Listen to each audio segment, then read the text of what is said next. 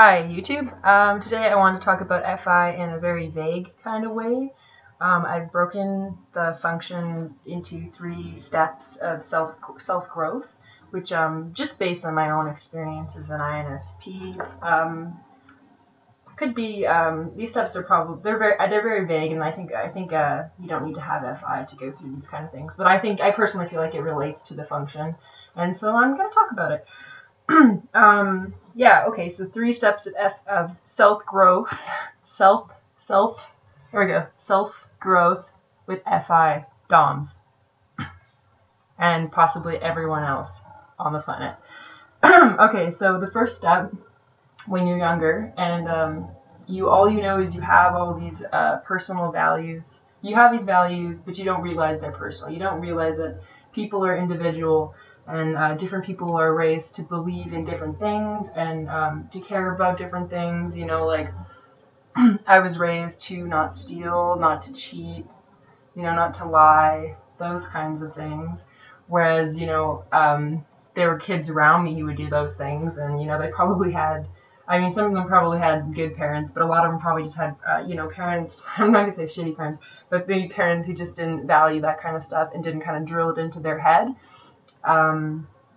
Yeah, as a kid, you don't realize that, you know, and so I think there's this black and white thinking with the function. When you see somebody else going against your own personal values, you might just write that person off, even if it's just like one time kind of thing. You don't really think of the circumstances surrounding behaviors, and so yeah, you just you're more likely to be judgmental of others when they cross your own personal standards. So all the stuff that I just said, I think that is like the first step of FI. You know, you're not aware that they're personal, they're subjective, and so you take out when other people cross them. You know, you hold others to your own standards. That sums that all up. Okay, that's step 1. I'm gonna try to do this quick and not ramble. So step 2. Yeah, step 2, you start you start to realize you can't expect the world to conform to your unspoken standards, and that everyone has their own idea of what's important to them and you know, their own rules to live by. So, you know, you develop the live and let live kind of word there, and you become less judgmental and more open-minded to the variety of people, and yeah, and much less likely to view a single bad act from somebody as a sign that they're an all bad person. You know, there's less of that black and white good versus evil kind of view outlook. You know, you're more self-aware and you realize your own values are your own. Yes, that's step 2, FI awareness. Step 3, I just realized I think I have 4 steps, not 3 steps, but that's okay. Step 3, so now you're in this state where you're more forgiving of others and you're not holding others to your personal standards, you know, but you're probably, in this step, you're still very hard on yourself. So I think the thing with FI is sometimes we collect too many of these you know, these morals, these standards that we think we should live by, and some of them are just actually really stupid and totally unrealistic. Like I know, and yeah, and I think this is kind of when this is part of why some FI DOMs kind of seem to spiral out in like this like cycle of like self-hate, you know, because they have these ridiculous standards that they're not personally meeting. They're not meeting, and then they feel like this just intense like guilt.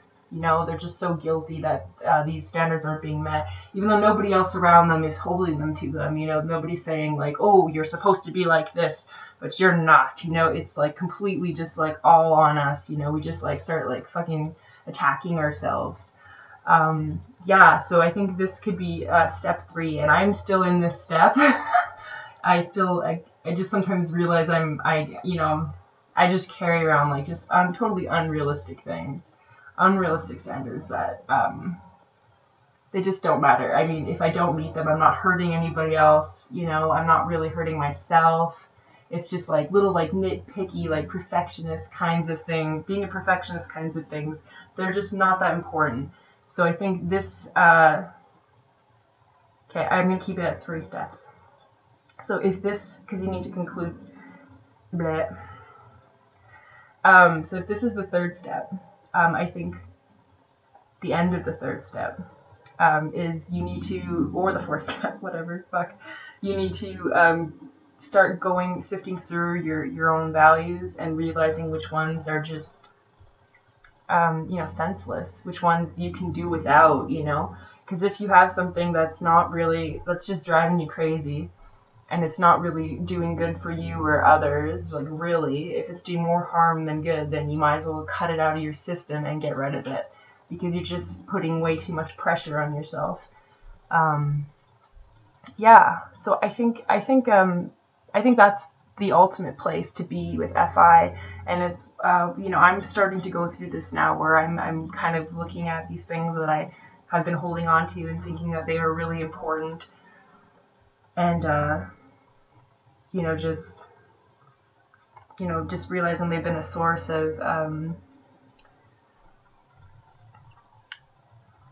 guilt, you know, like they're not doing me any good, you know, because I can't always meet them, and then I get mad at myself, and then I get down on myself, and yeah, so I think we need to, when we get to that point, we need to start cutting out the ones and throwing some away, because you know, no one's perfect. Yeah, okay. I don't know if that's a very good place to end. I don't feel like it's very conclusive, but the ultimate goal of an FI Dom is to have few values. Like, cut it back, pare it down. You don't need so many of them. Just have fundamental ones, you know, like, you know, be compassionate, be kind, be open-minded, you know, that kind of stuff. Those are the important ones, you know. You can really throw away a lot of, like, there's a lot of stuff you can throw away. Like, I'll give an example, so this isn't a totally vague video. But like, I used to have this value that I had to go to every single class in school, because I thought, you know, you never know what you're gonna miss, and school's expensive, and so if you know, you don't go to every single class, you know, you're just lazy, and you're just throwing away your money, yada yada yada. But you know, the thing is, like that's retarded. Like, a lot of people, you know, they don't go to any classes, and they don't hate on themselves, but I'd be feeling like I didn't want to make the trip downtown or whatever. I had other things going on, and you know, in those classes I wasn't really doing a lot that was important. Like, maybe we're just like reading out a play or something in class. Like, you know, you can miss that. But yeah, so that is an example of like it's not a big value. Like, that's a little value. Like, always attend class.